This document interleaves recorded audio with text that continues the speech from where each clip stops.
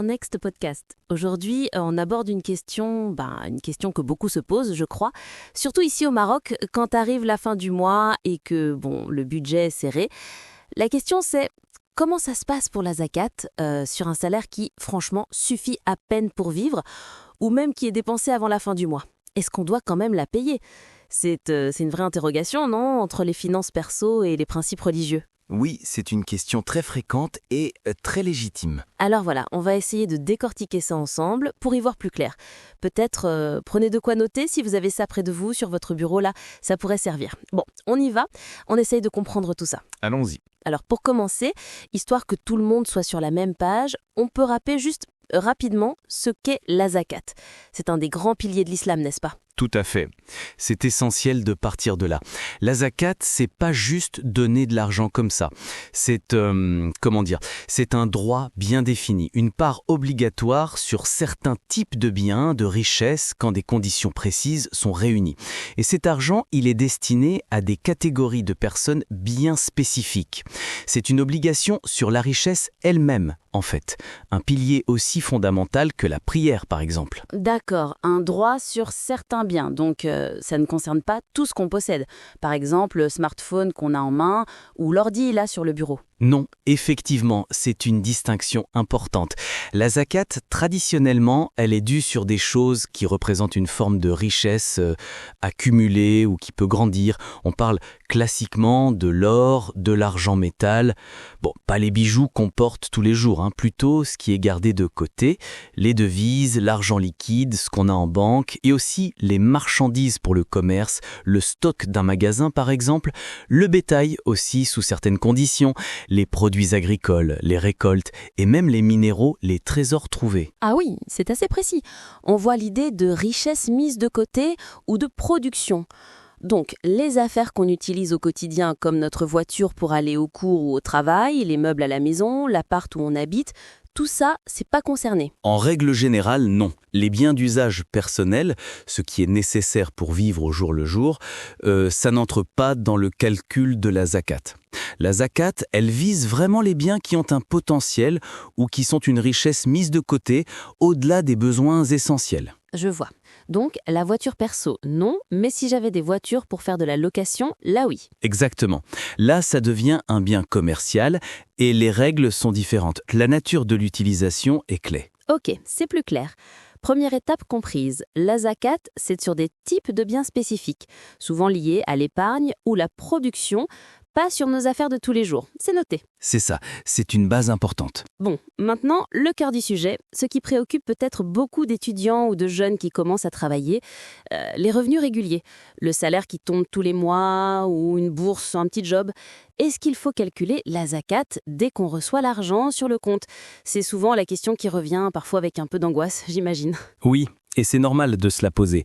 Mais là, les principes sont assez clairs. La zakat n'est pas due sur le salaire ou les revenus professionnels au moment où on les reçoit. Ah ça, c'est crucial comme info. Oui. Parce que franchement, je pense que beaucoup s'imaginent qu'il faut sortir 2,5% direct sur la paye nette qui arrive. C'est pas ça, alors? Non, ce n'est pas comme ça que ça marche. L'obligation de zakat sur l'argent, elle ne naît pas comme ça instantanément. Elle ne concerne que la partie de cet argent qui reste et qui remplit deux conditions cumulatives. C'est là que ça demande un peu d'attention. 2 conditions. D'accord. Allons-y doucement. C'est quoi ces conditions? La première, c'est le nisab. Le nisab, c'est un seuil, un montant minimum de richesse qu'il faut posséder. Pour que l'argent soit soumis à la zakat, il faut que le total de ce qu'on possède atteigne ce nisab. Historiquement, il est basé sur la valeur de 85 grammes d'or ou 595 grammes d'argent. Aujourd'hui, on calcule combien ça fait en dirhams, par exemple. Et attention, ce montant change avec le cours de l'or ou de l'argent. Le nisab, un seuil minimum, ok. Donc, si on a juste quelques milliers de dirhams de côté, mais que ça reste bien en dessous de la valeur de 85 grammes d'or aujourd'hui, pas de zakat sur cet argent. Exactement. Si le nisab n'est pas atteint, la question de la zakat sur cet argent ne se pose même pas. C'est la première condition. D'accord, c'est clair. Et la deuxième deuxième condition alors. Admettons qu'on atteigne ce nisab. La deuxième condition, c'est le haoul. Le haoul, ça signifie qu'une année lunaire complète, environ 354 jours, doit être écoulée pendant que votre richesse reste égale ou supérieure au nisab. Le haoul, une année lunaire complète. Oui, l'argent doit non seulement atteindre le seuil, mais il doit y rester ou être au-dessus pendant toute cette année, selon le calendrier hégirien, sans redescendre en dessous du nisab. Ok, je crois que je saisis. Donc, il faut deux choses en même temps. Avoir au moins le minimum, le nisab, et que cette somme, ou plus, reste chez nous sans passer sous le nisab pendant une année lunaire entière, le haoul. C'est seulement après cette année que la zakat devient due sur ce qui reste à ce moment-là. C'est précisément ça. Vous avez bien résumé le mécanisme. Imaginez, quelqu'un reçoit son salaire, une partie part dans les dépenses, ce qui reste s'ajoute à ce qu'il a déjà. Si, à un moment, le total atteint le nisab, on commence à compter l'année. Si, un an lunaire plus tard, le montant est toujours égal ou supérieur au nisab, alors là, oui, la zakat de 2,5% est due sur le total possédé à cette date anniversaire. Ah, mais ça change tout par rapport à l'idée de payer sur chaque salaire, surtout pour quelqu'un qui vit au mois le mois. Ça veut dire que l'argent qui rentre et qui sort tout de suite pour les dépenses, il ne remplit jamais la condition du haoul de l'année. Exactement ça. Et c'est le point clé pour répondre à la question de départ. Le haoul, c'est ce qui différencie l'argent qui circule pour vivre de la richesse qui est vraiment mise de côté sur la durée. D'accord. Bon, petit récap rapide de cette partie technique avant d'aller plus loin.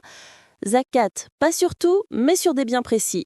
Pour l'argent, il faut atteindre un seuil, nisab, valeur de 85 grammes d'or environ, et garder ce montant ou plus pendant une année lunaire, haoul. Surtout, pas de zakat sur le salaire quand il tombe. C'est bon ? C'est une très bonne synthèse. Super. Alors, revenons à notre cas de départ, celui qui stresse peut-être certaines personnes qui nous écoutent, le salaire qui suffit à peine, loyer, courses, transport, facture, et hop, il n'y a plus rien ou presque avant la fin du mois. Comment on applique le nisab et le haoul là-dedans ? La logique découle directement de ce qu'on vient de dire. Si le salaire est entièrement utilisé pour les besoins essentiels, et quand on dit essentiel, c'est large, se loger, manger, se vêtir raisonnablement, le transport pour les études ou le travail, la santé, les factures. Oui, la vie de tous les jours, quoi. Voilà. Si tout cet argent est dépensé avant la fin du mois, ou même s'il reste un tout petit peu, mais que ça n'atteint jamais le nisab, la première condition, le nisab, n'est pas remplie. Jamais. Exactement. Ou alors, imaginons un mois miracle, on atteint une nisab, mais le mois d'après, dépense imprévue, on doit piocher dedans et on repasse sous le seuil. Voilà. C'est la deuxième condition, le haoul qui n'est pas rempli, parce que ça n'est pas resté stable au-dessus du nisab pendant une année. C'est ça. C'est tout à fait ça.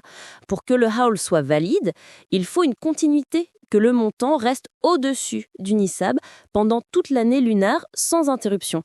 Si l'argent est dépensé pour les nécessités avant que l'année soit finie, ou s'il fait le yo-yo autour du nisab, la condition de durée, de stabilité n'est pas là. Donc, logiquement, la zakat n'est pas due sur cet argent qui circule, qui est consommé. Il n'a jamais eu le temps de devenir une richesse stable, une épargne, au sens de la zakat. Donc, si on le dit plus simplement, si l'argent du salaire sert à vivre et qu'il ne reste rien de manière stable au-dessus du minimum pendant un an, il n'y a pas de zakat sur ce salaire. C'est l'idée fondamentale, oui. La zakat, elle vient sur l'excédent, sur ce qui a pu être mis de côté durablement, ce qui a dormi un an, une fois les besoins couverts. Elle n'est pas là pour prendre sur le nécessaire vital. C'est une question de justice et de bon sens économique intégré au concept même. C'est vraiment une clarification importante. Ça peut enlever un poids, j'imagine, pour ceux qui ont du mal à finir le mois, qui culpabilisent peut-être ou qui se demandent s'ils doivent se serrer encore plus la ceinture pour la zakat sur leur salaire. La réponse, si on suit ces règles, semble être non. Oui, c'est le but de ces conditions. S'assurer que la zakat purifie la richesse excédentaire et stable, pas qu'elle devienne un fardeau pour ceux qui ont déjà peu. Voilà qui répond à une grosse partie de notre question initiale. L'argent qui sert à vivre, qui est consommé, pas de zakat sur lui. Récap de ce point, salaire consommé pour besoins essentiels avant qu'un an ne passe au-dessus du nisab, égale pas de zakat dessus.